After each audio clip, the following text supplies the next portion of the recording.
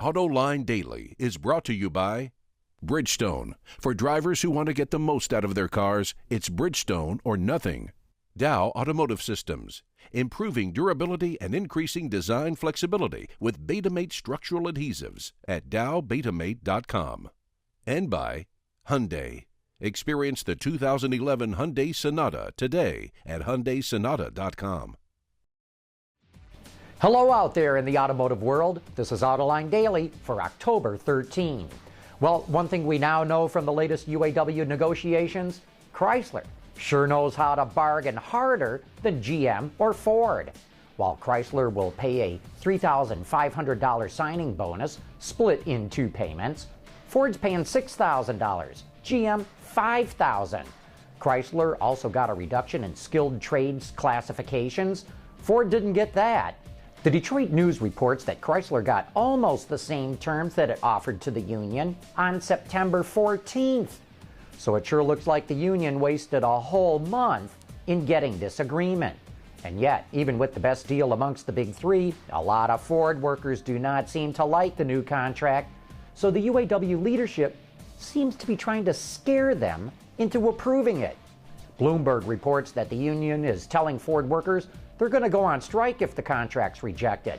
They also say Ford will hire scab workers to keep its plants running. Wow, scab workers? Really? Would Ford risk an all-out labor war with unions from all over the country joining in to protest against the company if it hired scabs? Would it risk production disruptions from these protests? Maybe even violence? Of course not. So here's my Autoline insight. The UAW leadership is worried.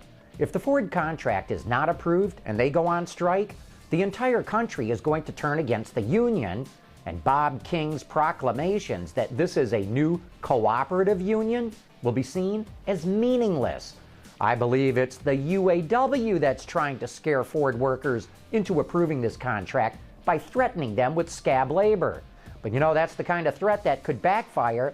It will just make the radicals in the union even more angry. Yesterday, we reported that China is going to implement stricter crash standards for cars, and here's a great example of why it needs to. Chinese automaker Chery received a terrible crash rating in Australian crash tests for its J11 SUV. A typical score is usually 4 to 5 stars. The J11 only got 2. It performed poorly in offset tests because it did not offer proper protection for the driver against chest, leg, and foot injuries. The SUV's design was also deemed dangerous for pedestrians. When the Tata Nano was introduced in India, it was hailed as the world's cheapest car, but that hype has made it less attractive to buyers. According to foreignpolicy.com, the car has been a bust due in part to its cheap image. Last month, only 1,200 were shipped to dealers, and overall, only 129,000 have been sold since its launch 2.5 years ago. The Nano was projected to be selling up to 25,000 units a month by now, and unfortunately for Tata, this is one of the enduring images of the Nano. With the goal of cutting fuel consumption and emissions, GM is developing an all-new lineup of small gasoline engines. Using a modular architecture, they'll be offered in 3- and 4-cylinder versions with displacements ranging from 1 to 1.5 liters. They'll also be built and sold in markets around the world. Look for high-end features like direct fuel injection and turbocharging. The company estimates by the end of this decade, the program could encompass as many as 2 million engines a year. Hey, whatever happened to the humble incandescent bulb?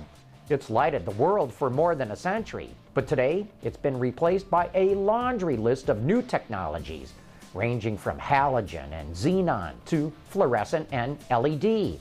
In the automotive realm, InsideLine.com reports that BMW is ready to add another one to the list, lasers. The company is expected to introduce the technology within the next 2 or 3 years.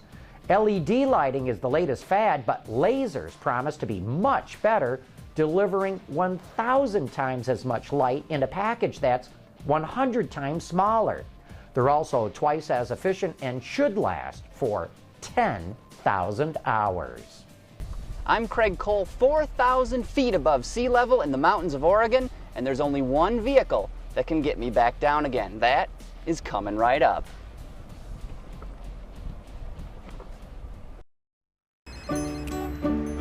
What if we always settled for the first thing that came along? Then we'd never have gotten here. Introducing the Sonata Hybrid from Hyundai. Getting around beautiful mountains, dirt trails, and off-roading has meant one thing for 70 years. Jeep and Chrysler chose all of the above to showcase the new 2012 Wrangler. This is a brand that's at wide open throttle right now. For 2011, it significantly updated all of its products. The Grand Cherokee is new. The Compass and Patriot both received big upgrades. The Liberty got some much needed love, and even the Wrangler has a snazzy new interior. And Jeep is not finished. One area this rock crawler desperately needed help was under the hood. Its Iacocca era 3.8-liter V6 was woefully underpowered, not to mention unrefined.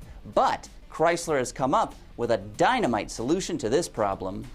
So the Pentastar V6, I think you guys are familiar with it. It was previously launched in the Grand Cherokee, but new for Wrangler in 2012, coupled with the A580 automatic transmission, and then also available with a manual transmission. So this is the first application of the Pentastar V6 coupled with a manual transmission as well. The Wrangler's new powertrain works perfectly well out on the street, but it really comes into its own on the trail.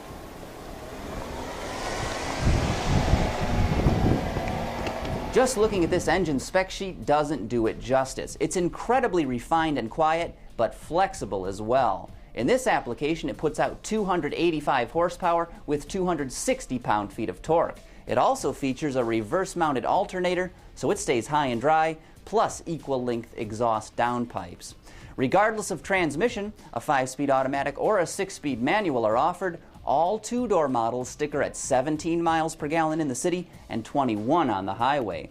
4-door versions with the manual lose 1 mpg around town, while automatic-equipped models also drop 1 on the highway. Still, these scores are better than the 2011s. These are great upgrades for a product that basically sells itself. In fact, last July, the Wrangler had its best sales month ever, topping 14,000 units, and that is without Pentastar power. But don't think Chrysler's going to stick it to you in 2012.